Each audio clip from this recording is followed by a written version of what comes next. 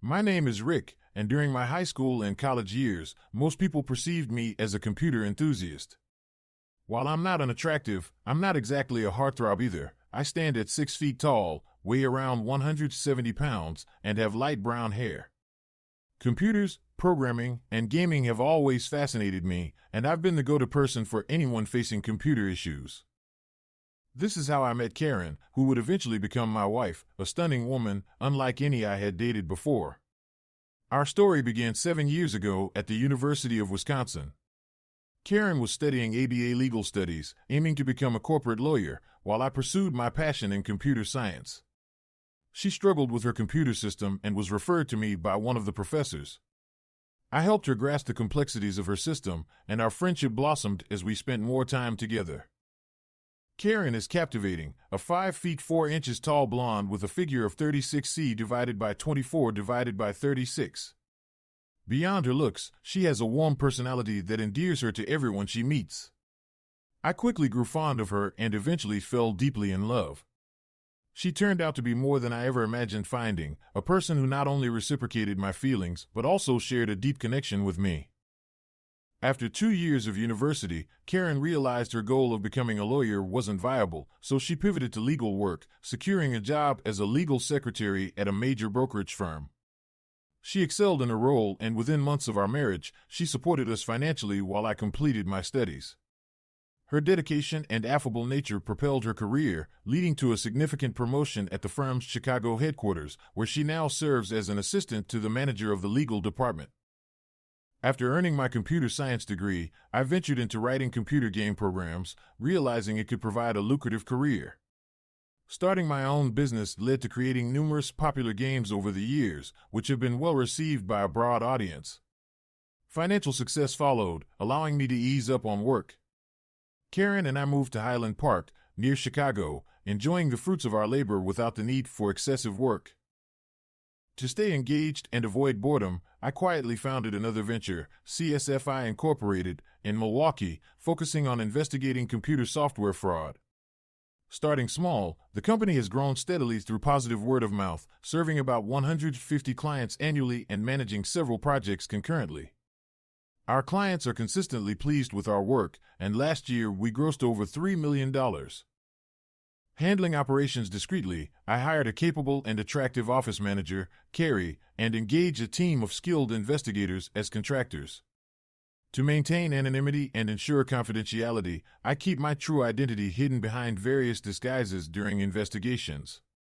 Only Carrie and I are official employees. The investigators are paid based on project fees. I've mastered the art of disguise, ensuring my involvement remains a secret. Occasionally, for enjoyment, I personally undertake investigations, disguising these trips to Milwaukee as visits to my game distributor. While my game business operates online, CSFI Incorporated necessitates physical presence for its operations. I drive my BMW to a Milwaukee apartment, switch to a company car, typically a Buick, to collect materials, and conduct investigations nationwide as needed, from New York to California. After completing each job, I return to Milwaukee, revert to my original guise, and head home. You might assume that with all my travel for work, I'm using it as an opportunity to cheat on my wife and indulge in flings with other women.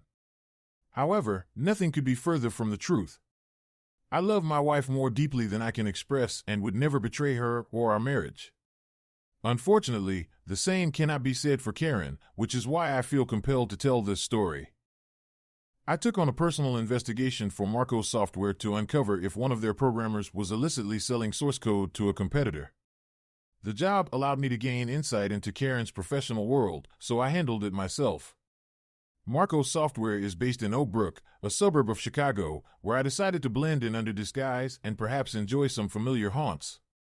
Little did I anticipate the revelations that awaited me. With all necessary information from Carrie, my office manager, I set up at the Drake Hotel in Oak Brook, conveniently close to Marcos Software.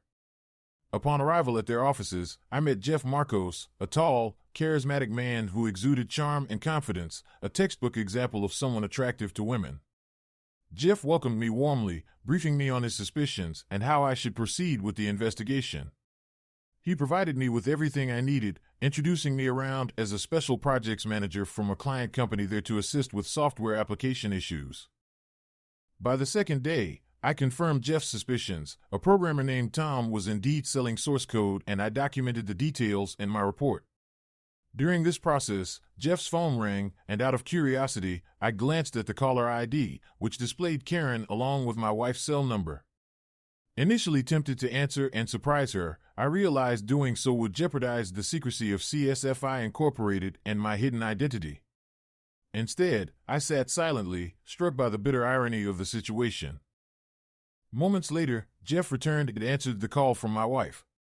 My heart sank as I listened to him enthusiastically arrange a dinner date with her, expressing explicit desires that shattered my trust and left me reeling. I was utterly floored, so stunned that I probably looked like a ghost, and I felt nauseous, as if I might lose my breakfast right then and there on the desk. My heart was racing so fast I feared I might have a heart attack. Excusing myself, I hurried to the men's room and sat in a stall, trying to calm my pounding heart and clear my thoughts. How could Karen do this? I thought our love was mutual, but here she was meeting Jeff again tonight, with him clearly relishing their previous encounter. The words exchanged between them were unmistakably intimate. They had clearly been intimate physically. How could this be happening? I couldn't wrap my head around it. I had no inkling that Karen was cheating on me. Our intimate life had always been fulfilling. She never indicated any dissatisfaction. I was completely bewildered. As my heart shattered into pieces, I questioned everything. Did she ever love me? Was our marriage genuine, or just a facade? In that moment, it felt like my world was collapsing around me. Everything I had worked for, everything I envisioned for us, Karen and I, suddenly seemed uncertain. Once I composed myself enough not to fall apart, I knew I had to verify my suspicions thoroughly. I couldn't act on the little evidence I had. I needed solid facts. I returned to Jeff's office and forced myself to finish the project, planning to dedicate the next days to uncovering the truth. It was agonizing to sit there, wanting to confront him, but knowing it would be a mistake. To make matters worse, Jeff wore a smug grin and even apologized to me for his earlier remarks. He said, "I'm sorry about what I said earlier in front of you, but your wife is incredibly attractive. We hit it off a few weeks ago at one of my customers' offices." In that moment, I despised him, yet I understood why Karen might be drawn to him. He was charming and easy to talk to. He went on, "She told me that whenever her husband, who she jokingly calls Game Boy," he chuckled, "goes out of town on business, she calls me to meet up. Yesterday, she called, and who could resist such a beautiful woman with a killer body?" Inside, I was crumbling, but outwardly I remained composed. She said she married Game Boy because she knew he would be successful and provide her a great life, but she also wanted to enjoy passionate affairs like ours, he added, laughing again. I couldn't believe how much information I had gleaned from Jeff that morning without him suspecting who I really was or what I was planning. There was no doubt in my mind anymore. It had to be Karen, especially with the Game Boy reference. It seemed painfully clear that she had been unfaithful, not just with Jeff, but possibly with others throughout our marriage. While I had gathered a lot, I knew I needed concrete proof before taking action. I informed Jeff I needed the rest of the day off and would return the following morning. As I sat in my car, I dialed Karen's number on my cell. She answered sweetly, expressing how much she missed me, which made me feel sick knowing the truth. I asked about her plans for the day. She mentioned working and possibly having dinner with friends. I fabricated that I would be away for another day or two and shouldn't call her later. She insisted not to call because she didn't know when she'd be home from hanging out with friends, clearly an excuse to avoid interruption during a rendezvous with Jeff. It made me feel even worse. I knew I had to catch her in the act and had a plan. On my way home, I stopped at an electronics store and bought 5 mini wireless surveillance cameras and a modem. I strategically installed them in the kitchen, living room, family room, master bedroom, and guest bedroom, covering every possible location they might use. Back home, I disabled the security cameras, parked in the garage to avoid suspicion, and surreptitiously rewound the tapes to erase any sign of my return. I set up the cameras to feed into a modem and recorder in my basement workshop, allowing me to monitor the entire house discreetly online. Satisfied with my preparations, I left the house, reactivated the security cameras from a distance, ensuring Karen wouldn't notice anything amiss unless she closely examined the tapes, which she never did, leaving that to me. By now, hunger gnawed at me, so I grabbed a quick meal at a nearby pizza place, only having a couple of beers to stay alert for what was to come. Afterward, I set up my computer at the hotel to monitor the live feed from home and waited anxiously. Despite everything I had discovered, a part of me hoped it was all a terrible mistake, that she wasn't cheating, that she didn't love me only for the lifestyle. The pain overwhelmed me, and eventually, I broke down in tears. Around 8 p.m., I watched as her car pulled into the garage, confirming she was alone. My heart skipped a beat, briefly hoping nothing would happen, but moments later, the security camera feed cut off, obscuring the view of the driveway. I switched to the kitchen camera and saw her enter. She was dressed to seduce, wearing one of my favorite outfits, a short, low-cut black dress with spaghetti straps, paired with black stockings and high heels. I used to love seeing her in that outfit, but now it only pained me. I knew she wouldn't wear that to dinner with friends. She wore it to entice someone else, not me. Tears welled up again as reality sank in. Karen wasn't who I thought she was. It didn't take long before Jeff entered the kitchen. She must have left the garage door open for him to drive in and park without being seen by neighbors. As soon as he appeared, Karen melted into his arms, and they shared a long, sensual kiss. He caressed her back and her buttocks, and I could see her pressing herself against him, undoubtedly feeling his arousal through his pants and her thin dress. They broke the kiss, and she suggested they move to the bedroom, eagerly expressing her desire for him. She grabbed a bottle of wine and 2 glasses as they left the kitchen. Switching to the living room camera, I watched them pass through on their way upstairs. Absurdly, a fleeting thought crossed my mind. I hoped, if anything, they would use the guest room and spare our bed. How foolish of me to even consider that. When I checked the guest room camera, it was empty, so I switched to our bedroom feed. There they were, sitting on the bed, kissing passionately.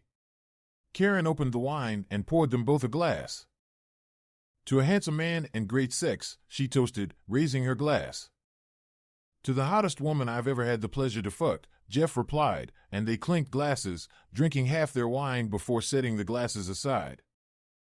Jeff then lifted Karen's dress over her head, revealing her in high heels, thigh-high stockings, a black thong barely covering her, with no bra. Her nipples were swollen and tight, a sign of her arousal. Jeff leaned down, taking one nipple into his mouth, eliciting moans from Karen as he teased and played with it. He switched to the other nipple, treating it with the same attention while tugging and pulling on the first. She squirmed and moaned, clearly in the throes of passion, looking undeniably attractive despite the circumstances. Jeff stood up, and Karen unfastened his pants while he removed his shirt. She pulled down his briefs, revealing his erect cock. A smile spread across her face as she lowered her head and opened her mouth to take him in. I couldn't believe what I was witnessing, this betrayal unfolding before me. I wasn't aroused. I didn't want any of this to happen. If it had been the first time, I would have rushed home to stop it. But it was clear this wasn't their first encounter. Stopping it now wouldn't change anything. She would find another opportunity. I needed irrefutable proof before deciding my next move. Everything I dreaded unfolded before my eyes. Karen eagerly pleasured him until he climaxed in her mouth, swallowing every drop of his cum. Jeff pushed her back onto the bed, her stockings and heels still on, and peeled off her black thong. Crawling up between her legs, he grasped her knees and pulled her close, burying his face in her hot, wet slit. His tongue delved inside her, thrusting in and out as she arched her hips to meet his every movement. Then he licked her clit slowly and gently, drawing out moans of pleasure as she orgasmed repeatedly under his skilled ministrations. She clearly enjoyed being eaten out, more turned on than I had ever seen her with me. She moaned, "Oh God, Jeff, that feels amazing. Eat your little slut, eat my hot pussy. I've come so many times, I love how you do it. Please, baby, fuck me. Fuck me hard." And fuck her he did.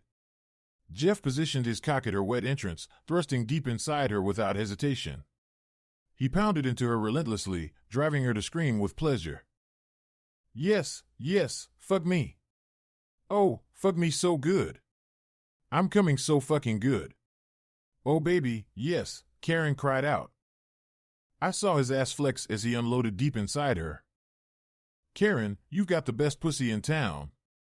"I've never tasted anything sweeter or fucked better in my life," Jeff praised. "Oh, Jeff, that was the best sex I've ever had. Last night was great, but this was unbelievable. I love how you pleasure me. I might never let Game Boy touch me again," she laughed. "Can we do this again tomorrow night? Mr. Inadequate won't be home for a couple of days." At that moment, my heart shattered. Until then, I had hoped she loved me and just needed more from our relationship. Until then, I believed confronting her would stop this because she loved me. But her words revealed she didn't love me and didn't care about humiliating me in front of her lover. That's when I knew our marriage was over. I couldn't live with someone who didn't love or respect me, no matter how much I loved her. My love for her died, a loss I never imagined would happen. I turned off everything. I had all the proof I needed and couldn't bear to see more. I didn't want to know if he stayed or left. How could a heart break worse than mine did then?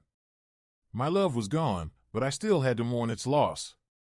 I went to bed and cried until morning. When I finally looked in the mirror, I knew it would be a bad day.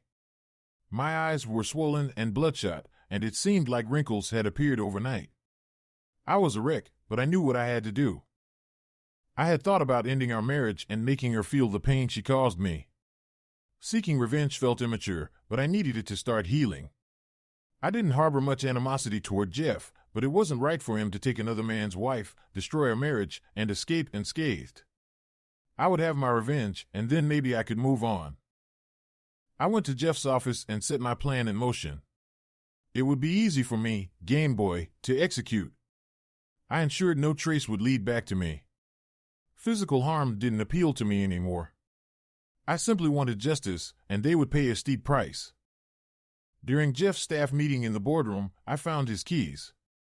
I had copies made so I could access his house where he kept archived copies of his source code. While I already had access to his computer system, I hacked into his security files to obtain all his and his programmer's passwords. I wrote a virus program designed to delete his source code from every drive on his network, including his home computers and those of his customers. Once activated, the program would change all passwords, making it impossible for anyone to access the system again. His prized program would be destroyed forever, and so would he. Then, I hacked into my wife's work computer, using her password to access the tracking program. From there, I transferred $200,000 from my business account into Jeff's account. Immediately after, I rerouted the funds to an account I had set up for Jeff in the Grand Cayman Islands. Returning to cover my tracks, I sloppily erased the digital trail. It would be challenging, but I knew a skilled analyst could eventually trace the money. I wasn't sure if Jeff and Karen met again on Wednesday night, but I assumed they did. At that point, it no longer mattered to me. On Thursday morning, I scheduled my virus program to activate at 9 a.m. on Friday. I handed Jeff my report on the software theft and informed him that CSFI Incorporated would invoice him for my services. I knew he would never pay that bill, but I didn't care. Leaving his office, he bid me farewell with "It's been a pleasure to know you." I thought to myself, if only you knew the truth. Nevertheless, I smiled, shook his hand, and wished him luck, knowing he would need it. Using the keys I had copied, I entered Jeff's home, located all archived copies of his program, and took them with me. I drove to Milwaukee and destroyed them in the fireplace of my apartment there. My revenge against Jeff was exacted with integrity. I didn't aim to profit personally from his programming. I spent Thursday night in Milwaukee, waiting for the consequences to unfold. How did it all unfold? Friday morning, I returned to the office to inform Carrie that the project was complete and Marco's software could be billed. She assured me she would handle it, forwarding my fee to my account. Upon arriving home, I found Karen in tears. She explained she had been sent home pending an investigation into securities fraud involving money transferred from our business account. Feigning shock, I asked her for details. She revealed that funds were transferred to a Jeff Marcos, whom she had only met briefly at the office a couple of weeks prior and knew little about. At Marcos Software, chaos erupted. At precisely 9 a.m., during peak work hours, everything came to a halt. programmers couldn't access the system, Jeff was locked out, and the phones rang incessantly with customers unable to use the tracking program.